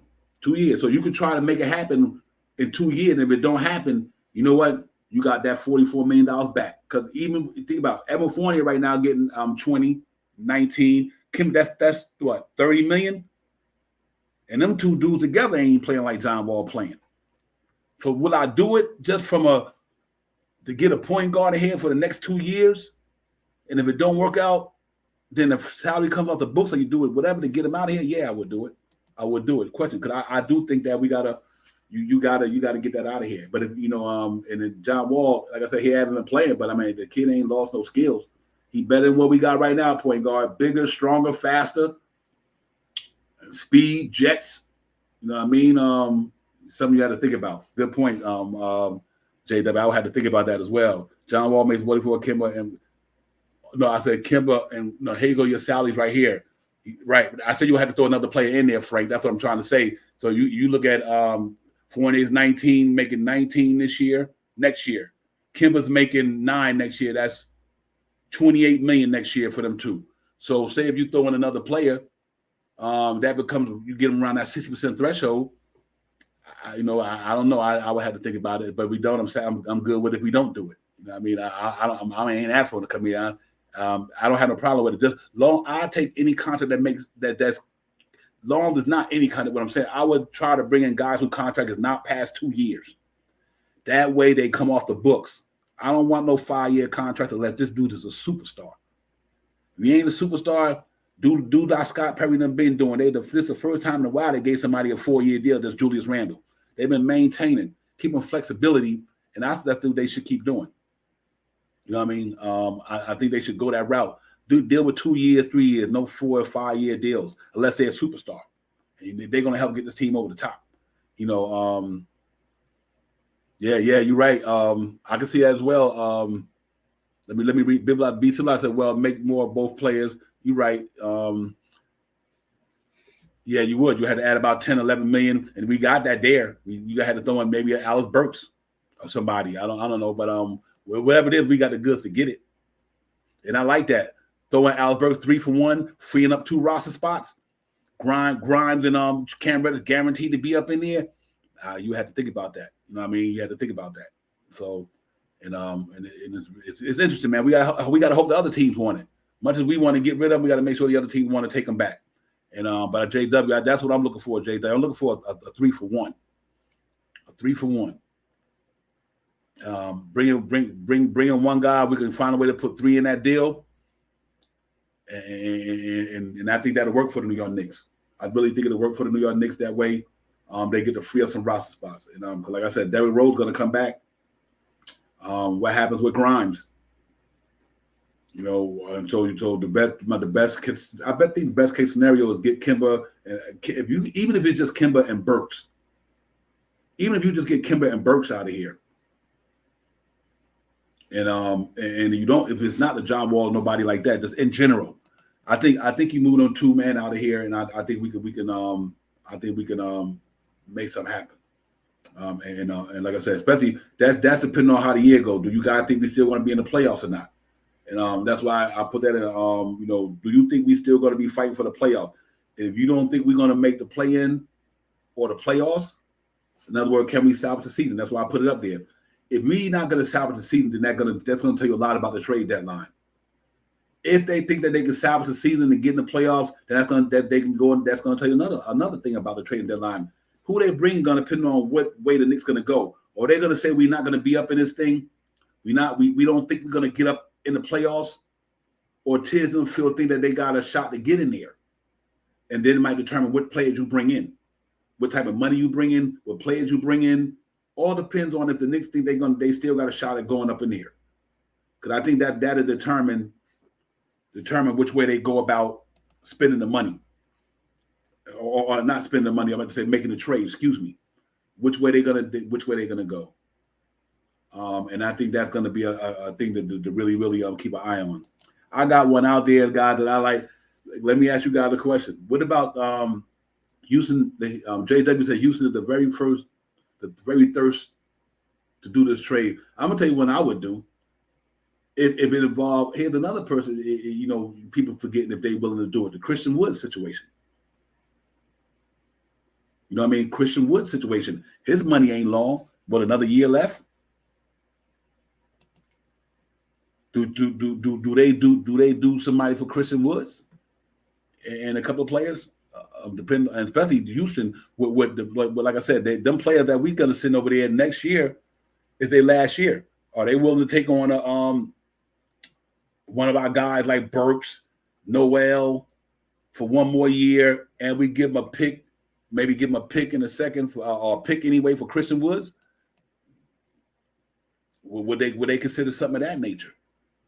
Or let's say if like say, I'm gonna throw this back out there.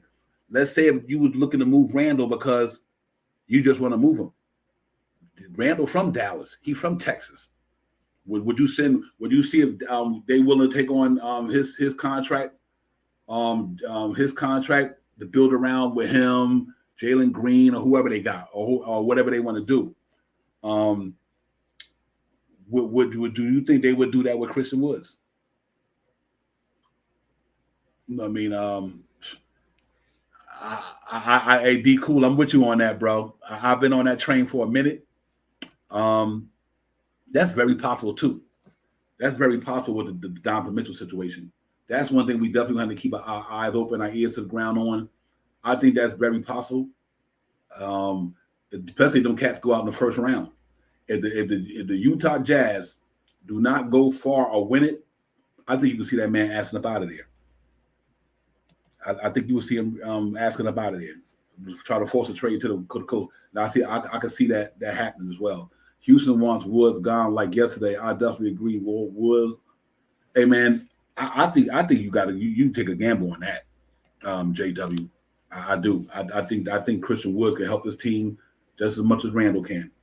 Linky, shot blocker when he want to. He got game and his length. Man, you know what I mean? So, that's another thing. I mean, the Knicks got some good scenarios they could deal with out there, guys. It's like, I think we got some things that we can move and make happen. And it all depends what the other team want to do.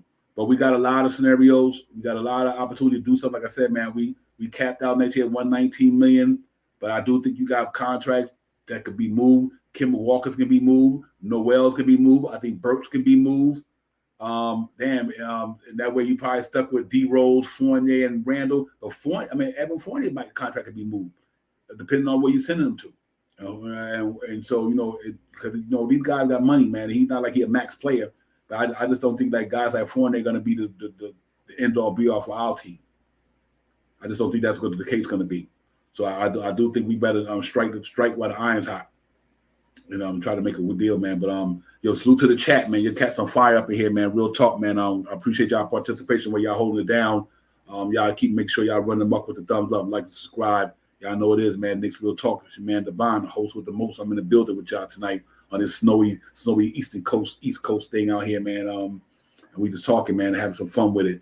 But overall, man, the season's been tough right now. We like 4 games under 500. Hopefully we can try to turn this thing around. But like the trading deadline is approaching. It's coming near. It's approaching. It's moving pretty fast. And next thing you know, by next week, Julius Randle books it'll be February 3rd. Matter of fact, next week it will be.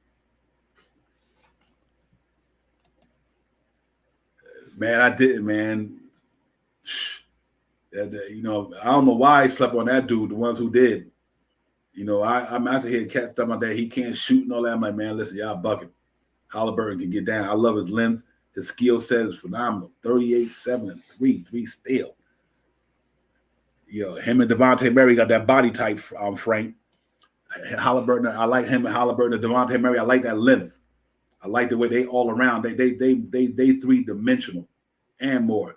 And that's what I'm saying. Think about and that brings me back to the Fournier.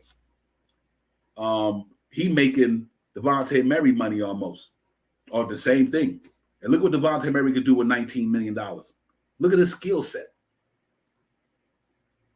Young, and he making around that same money Fournier, but he affect the game in 4 or 5 different ways: shooting, passing, rebounding, stealing, pace, everything. And that's why I said that Evan Fournier contract. You just should have kept Reggie Bullock for shoot 3D, 3 and D, and he not even D'ing. So to me, it was a bad move. I think now that we look at it in hindsight, man, Devontae Murray, that 20, man, listen, RJ Barrett and Devontae Murray backcourt for the next 5-6 years, party over. 6-7 backcourt at tops. Lee said Randle, Fournier, Mitch to Utah for Gobert and picks. I don't got no problem with that. Rudy Gobert be dominating. You see how the Jazz Lee, see how the Jazz playing without him. And people might look at that man be dominating that middle, boy. I'm telling you, he is. But he ain't got the greatest offensive world, but he get his points though. He get his. And D Knight said Halliburton made Fox suspendable. I kind of agree with that, man. There was noise. D Knight. There was noise coming out of Sacramento that he's not on the trade market. Fox, but I think the right deal come. That's a wrap. I think they'd be glad to get out of that money with Halliburton playing the way he playing. That's a good one.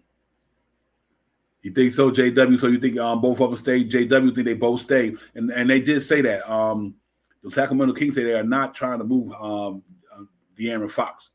They did say that, so that would be interesting to see if they were true to their word. You know what I mean? But sometimes, they might do that just to calm the media down. You know what I mean? Who knows? You know what I mean? To make him feel some type of way and feel like he don't want to play no more. He giving up. But and if it's true, I don't know. He said I see Randle and Kemba for Fox. They will have Halliburton the way he played tonight.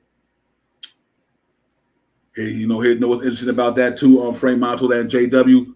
Okay, if you keep De'Aaron Fox, what you gonna give Halliburton when his extension is up? When his extension coming in the next couple of years? Then you just drafted Davion Mitchell down there. That's why they're trying to move the Barnes of the world, the Rashad Holmes, and the Buddy Hills. Maybe they might want to keep both of them, and I can understand where you come from with that, JW, because maybe they might keep both of them so they can move Buddy Hills $20 million. They just gave Rashad Holmes some money. They might feel they can move them, and they can sign Halliburton. So they might would want to keep him, from that point. So I agree with you from that standpoint. You never know.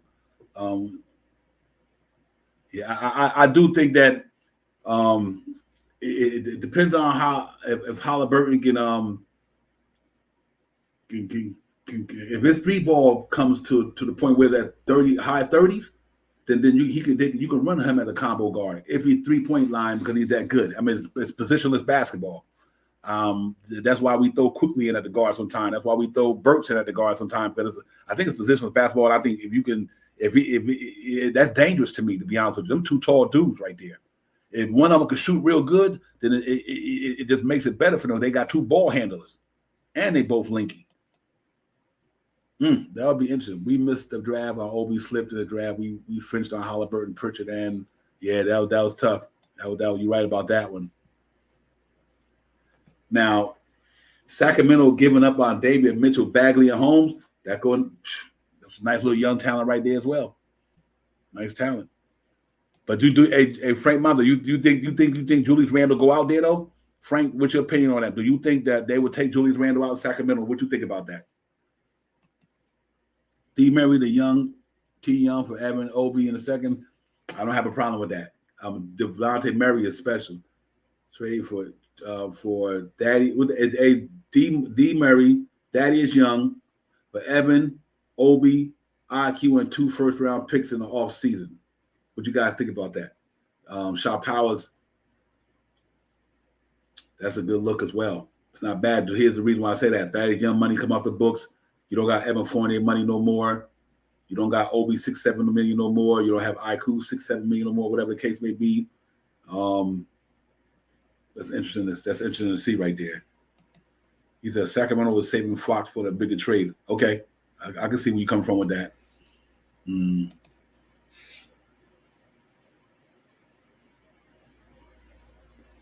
That you know what? You got a good point there. I wouldn't have a problem with that. That was 100%. You know what I mean? I wouldn't have a problem with that. I really don't. You got your point guard. I think you can make it happen with the merger. Let me see. De'Aaron Fox, R.J. Barrett, Cam Reddish, Obi Toppin, and Mitchell Robinson. Let me run into that game. That was the case. De'Aaron Fox at the 1. Let's say if you had in the future, I'm saying not this right now, but if you did, you say De'Aaron Fox and R.J. Barrett. R.J. Barrett's now, if we keep shooting 3 ball, then we won't have to worry about that. And if Cam Reddish 3 ball gets up to like 37, 38%, then I don't have a problem with the Fox because you got shooters around him. But then that boy can't get in that middle though. And then you got Obi Toppin, who's starting to come around with his three ball get up to league average, but what he could do with the ball, and him and Fox and them run up and down that court with them young thoroughbreds with Mitchell Robinson, if he keep getting more healthy, that's nice. That's nice. De'Aaron Fox, R.J. Barrett, Cam Reddish, Obi Toppin, and Mitchell Robinson. Woo! That's nice. Now you talking about pace. Hey, now we talking about pace. Shit. Now you talking about pace. That's the pace you'd have been looking for right there. That's the pace you would have been looking for. Nice young team. And let's look at the numbers. So Fox got his money. Then all you got to do, see what's great about that, RJ gets to get his money, Cam gets to get his money, and Mitch get his money. And then you got Grimes quickly still here, Derrick Rose still here, just a mentor. You still have, oh my God, bro, you still have some veterans back there to direct these guys. That might be a good look. I didn't think of the Fox that way until I thought about knowing that RJ's three ball is getting better. If Cam Reddish can shoot that ball the way people say he can, which I think he can, then you got a problem right there. So very athletic, yeah, man. And look at that, like there you go, like you said, look at that bench with Rose, quickly, Grimes, and Noel. You got a veteran leadership still on the team, but that you got some thoroughbreds in that first unit. Very athletic, and it's absolutely right, JW. It fits the timeline. So yeah, man. See, that's the reason why I said you switching out Julius Randle for a player that can give you almost the same numbers, only you switching into positions. You fill in the position for need with Julius Randle by moving him to Sacramento. If they would do the Fox deal, you still getting a player of his caliber, pretty much of his caliber, but you also giving the player you putting in the player you bringing in a position that's definitely needed, and you freeing up a situation at the four that we could bring in a four there like Obi or whoever to compete at that level. So I mean that would be phenomenal. It really would. I would definitely have to contemplate about that. Long as you got them shooters around him, I think if RJ's 3-point shot keep popping, and like I said, Cam Reddish can shoot that three like that, I do think that makes a big difference with the Fox situation. And you giving up his contract for Randle contracts, okay? So that's pretty much the same. Maybe a couple of million, 5, 6, 7 million more. I'm not sure what Fox's annual salary is. I know what the max deal, but still, you got a young core that you can roll with for the next 3 or 4 years, 5 years. Because when you extend RJ, you know what I mean. You got a pretty good thing there. That's be interesting to see from that trade, man. From Frank Matos, if they do that. I literally wouldn't have a problem with that, because I do think with the talent, with the emergence of RJ, and that'd be RJ's team. It'd seem like it'd be time to give him the wheel, and him and Fox be A1 and A2 or whatever the case may be. But that's stupid. God, that'd be nice. Oh, thank you, Frank Matos. You got it right there, dead on. Yeah, you ain't kidding. There you go. Kemba and Randle equals Fox's 30 million. There you go. And being that you had, so think about it, being that you had Kemba Walker for this year and next year, so then you probably say that Noel's money coming off the books probably go to De'Aaron Fox's salary. So you're going to lose Kemba Walker's money off the books once that year's up, but then that next year you don't sign this, you don't stay in the well, so you still got that $9 million to put with that money for Julius Randle money. Yeah, man, I would have to definitely contemplate about that, just to think about it. That's what we've been missing a point guard on that level. We haven't had a point guard on De'Aaron Fox level. I'm talking about that can play the ball like that. I'm going to say I don't know if he was talented Stephon Marbury. But what I mean is he could affect the point guard spot like Stephon Marbury did. Just talent. He's a talent, put it like that. Say RJ and Cam and Fox, 3 the hard way all day. Salute. JW, salute on that one, brother. Real talk. Yeah, man, all day through the hallway, and that's tough right there. So yeah, man, I mean, it's a lot of things going on. There's a lot of scenarios that could go down. It's a lot of ways they could do this thing. The Knicks just got to do their due diligence, man, and do what's best for the franchise. And just keep the infrastructure, no matter what you do. You know, I don't have a problem giving them guys that money because they're young. In other words, like Fox and R.J. Barrett and Cam Reddish, see, they got 4 or 5 years to grow together. That's why I don't have a problem with that. You know what I mean? Instead of Fournier, Randle trying to grow together, they both been, you know, but you give that money to somebody like a Fox and an RJ and if Cam Reddish popped the way he's supposed to, you got a young nucleus that's going to be in their low 20s, dog. They think about it. RJ Barrett, 21. Cam Reddish, what, 22, 23, the most? Fox is like by 25. You got 5 guys, your primary guys, and Obi Toppin, these got to be like, for 5 years, they'd be down there and they're 27 years old. Young still, like in Randall's years. So you give them a team like that to grow together, you put them pieces together right there, and for the next 3 or 4 years, watch the next 3 years, say the next 3 years. Watch some young boys grow together. That'd be nice. That'd be nice. That'd be real nice. Yep. Mm-hmm. That's why D Nice and Frank and JJ. That's why I think it makes more sense. They need a powerful like Randle. We need a point guard like Fox. Bottom line, it benefits the team, both teams, both ways. Each position. See, if they're gonna run with Halliburton, they got their future point guard there. So and they need and we're gonna run with we run with Fox. Then they got Halliburton there, and then they got Julius Randle there. Now we got if Obi pop off, we got our future power forward here. Let's say Obi start popping off. Now Obi up at 17, 18 a game, 19 a game. He got the capability with the right point guard. That's the only thing holding Obi Toppin down is Julius Randle at the 4 because he's taking up minutes, and I think a point guard. You get a point guard who can run up and down the floor with Obi Toppin and RJ Barrett and them cats. Come on, you know you're really saying something now. So it does work for both of them. Look at Obi, Fox 24, Obi 23, Cam 22, RJ 21, and Mitch 23. Come on, man. And three years from now, Fox will be 27, and Mitch will be 26, Obi be 26, and them cats, RJ and Cam, will still be 25. That's how you build a team right there. That's how you build it. How you build it. You know, and I think they talented enough to always make. I think that team will get you in the playoffs and a play-in, and maybe to the playoffs. That's some good talent right there. And especially if you got some savvy veterans like we got in the back that's on a bench to help them grow mentally. And that's powerful right there, guys. So them the type of deal that I would love to see, and I'm glad we brought that up. But that lets me know right there if they would have, that's the reason I say if you had a deal Randall with somebody like Fox, I'm on that. But I can see what it do for the team. I can see what it do. You know, then you got to try to get the Fourniers and them guys out of here. But I do think that you willing to deal with anybody. I think you can make it happen, man. If they got the money. Mike Lugo, man. Salute to the chat as well as chat popping off. And everybody, we are streaming it from. Thanks for checking out Knicks Real Talk. It's a trade scenario, the deadline, open discussion, open chat, got it popping off. It's all good.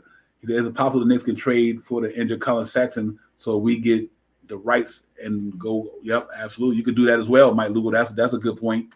That's a good point as well. He's another cat can get it. Another cat can get it. Young. That makes sense. Yeah, you ain't kidding, man. So if you look at it from that perspective, like other than like De'Aaron Fox, Deontay Murray,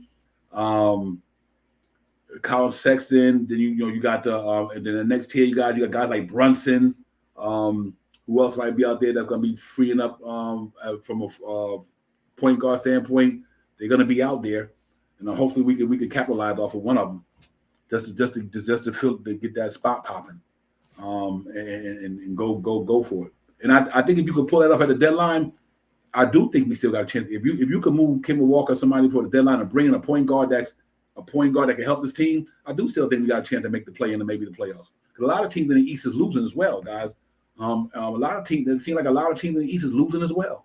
We losing and they losing. So, all it takes is to get on the streak or something, so we'll see. But, that's for the Knicks. But like I said, and like even with the Mitchell Robinson situation, He's on expiring $1,800,000. The Knicks don't have him signed yet. Are they going to re-sign him next year, or do you move him at the deadline, to get something? But I don't think the Knicks are turning about $2 million though, something like that. They rather just eat the damn $2 million and just don't worry about it. But I do think that he's going to be another name, that's going to be interesting. He's not out there in no trade chatter, but I do think the Knicks in a good spot with Mr. Robinson as well. That I do think they could sign Mitch, and I think Mitch would be glad to be able to get, maybe not get a crazy bag, but he'd be able to get some money that he'd say, you know what, I could do this. Like I said, I don't have a problem giving Mitch a Noel contract. I don't sign Mitch next year, trade Noel, and give Mitch his $10 million. I'm cool with that, or 11, whatever the case may be, 12, whatever the case may be. I think if he stay healthy, he helps change the game. But if we get the point guard in here, you get a point guard in here for the New York Knicks like a De'Aaron Fox. Watch how Obi Toppin and Mitchell Robinson game change. Watch how their game change. Just due to the fact how they penetrate, and they get in that lane, they're a problem. You know what I mean? It changes the game for them young man, Mitchell Robinson and Obi Toppin with that athleticism. Yep. Yeah, you're right. You're right about that. Be civilized. Absolutely, you're absolutely right. You're 100%. That's what we missing him dearly. We missing him dearly. Derrick Rose. That's what he brings to the table. He had them guys playing real well, man. And I think if he get back, pretty soon, it still might be a good move. But and that's another reason why the Kemba thing, to me, the Kemba situation, that's why it makes it easy to move him, because we still got a guy like him and Derrick Rose. If you got a Derrick Rose, can you imagine De'Aaron Fox or whoever being mentored by Derrick Rose from a point guard spot?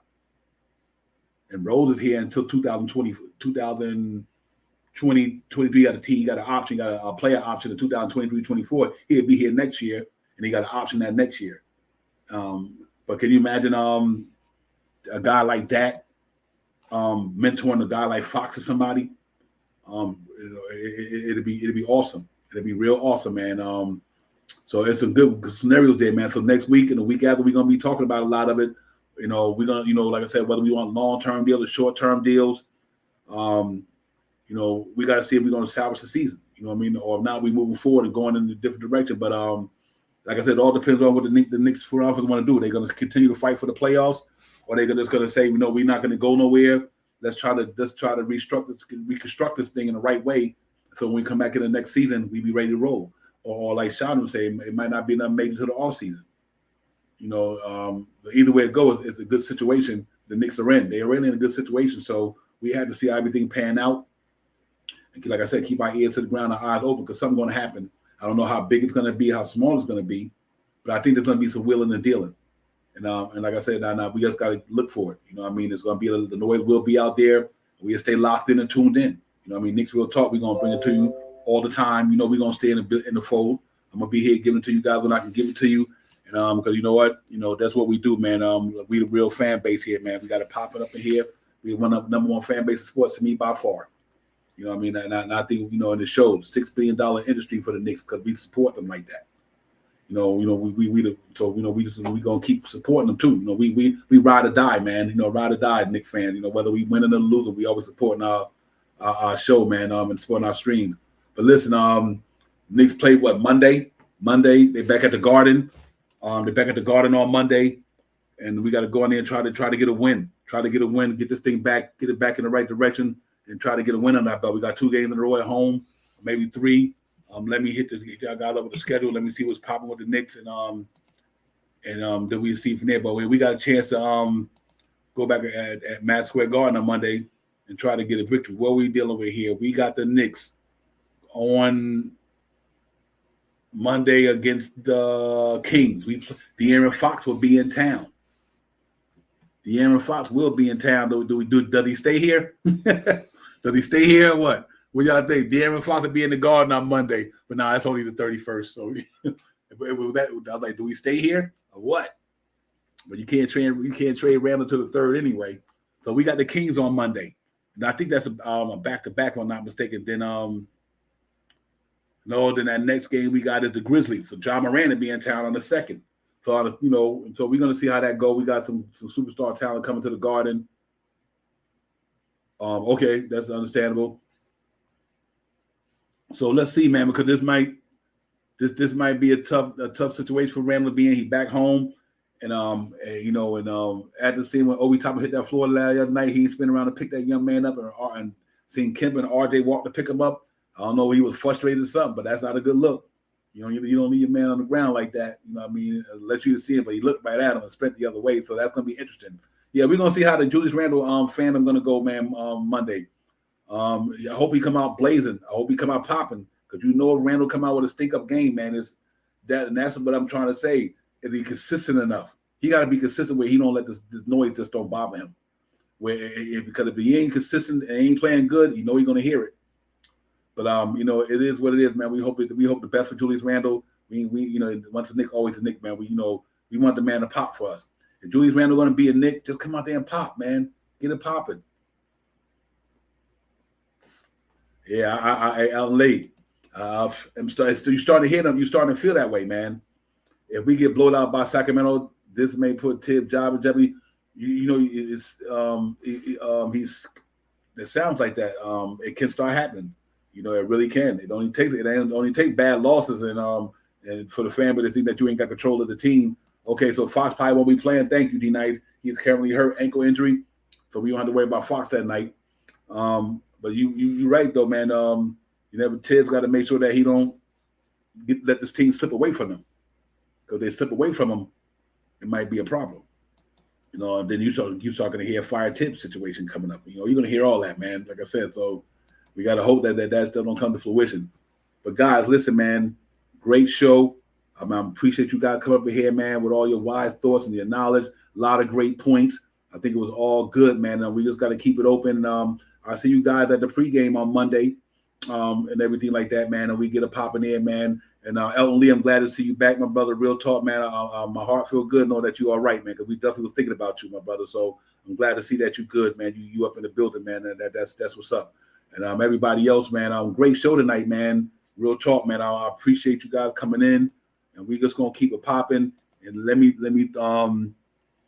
get your names going, man. But great thoughts, man. I like that, Frank. I like that that De'Aaron Foster guy, JW. I like all y'all points, Professor. I like everything y'all putting down there. Be civilized. Y'all cats are the best, man. Y'all some wise cats to be up in here, man. Real talk. That's what make Knicks real talk, because you cats really bring the energy. You bring the fire up in here. So wise guys, man. To me, y'all just an invisible panel, man. Y'all already know. Y'all the invisible panel. Y'all might not be up here with me, but you're up here. You know what I mean? It's mind over matter with you guys, man. You guys might not be here physically, mentally. You cats up here keeping it popping. So I'm going to get up out of here, but let me say salute to Elton Lee, Frank Motto, D Nice, D Cool, Be Civilized, Mike Lugo. Good to see you, Mike. Real talk. Frank Mottos, everybody in the building. JW, thank you for coming on, man. I like your intake as well. Keep supporting the show. Come on under, man. Real talk is always open. You already know what it is. Frank, I don't know, West Palm in the building. Esco, you already know, man. Appreciate you tonight. Shaw Powers, my partner, you already know he's in the chat with us tonight, man, holding us down back there. It was a great take, man. I enjoyed every bit of it. A lot of good discussion, a lot of dialogue. So we just got to keep it going. King Ribby, my man, salute to you. And Kevin Middleton, my man, Kev, thank you for coming in. Great take with you as well. My man, Mike G Money. He be down there on the BX Sports Channel. Y'all go check out G Money. He got a show down there on BX Jedi Sports Channel. G Money hosting a show down there. Y'all make sure y'all go check out G Money down there. He be getting it popping as well. And everybody, man, y'all have a great night, man. Shy Powers again. My man Parrish, salute to you. Will, you already know what it is. Keep it going, man. I ain't trying to leave nobody out here. My man D Ross, you already know. So yeah, man, it was all good. Great show, great takes, great knowledge out there, man. You cats was dropping it. So let's keep it going. Jarvis, my man, can't forget you as well. Salute to Jarv. And my man Nartu, salute to you as well. Ronnie Manziel, salute to you with Ronnie Manziel, my brother, salute to you as well for coming in. Thanks for being part of the show tonight. Y'all make sure you hit that like and subscribe if you haven't joined the channel, man. Y'all come and get up here with Knicks Real Talk. We get it popping down here all the time. Stanley Man, my man, the wise man, Stanley Man, salute to Stanley. Real Talk, he was in the building tonight. And that's how we do, man. We give out the roll call. Pudge Nice, my man, was in the building tonight as well. You already know Pudge in the building. So great show overall, guys. I can't say enough about we was in here tonight getting down. And I definitely gonna see you cats on the next one. So everybody be safe out there, and be careful with that weather out there, man. And hopefully it all subside pretty soon. And like Frank Mom says, 30 in West Palm Beach. That's unusual for the Florida crew. But that's all right, man. Hopefully the weather get back up and everything. But great show tonight, guys, man. I appreciate everybody intake and thought and everything, man. Y'all just follow me on these videos, man, and go check them out, man. And I'm definitely gonna see you cats Monday, the pregame, 7:30 game. Y'all guys know I'll be in at 6 o'clock on the pregame. Knicks in Sacramento. And, and let's see how we do, man. We can get back to our winning ways. Hope we can get a win at the Garden and try to get 2 wins in a row, man, to ease the pain a little bit. You know what I mean? Because it's been tough right now with the losing. But, we got to live to fight another day, man. We just got to try to hope for some positivity and all this good stuff. Maybe the Knicks get back at home and get some home cooking. They try to get it popping again. But until then, to the chat, Knicks Real Talk, everybody streaming in when you're streaming from. Thanks for joining the show tonight, being part of the show. I appreciate y'all, man. Great insight, good intake, and all to them, man. I'll see you cats on the next one. Knicks Real Talk. It's your man, Divine, the hostess with the most. I'm out, man. Peace.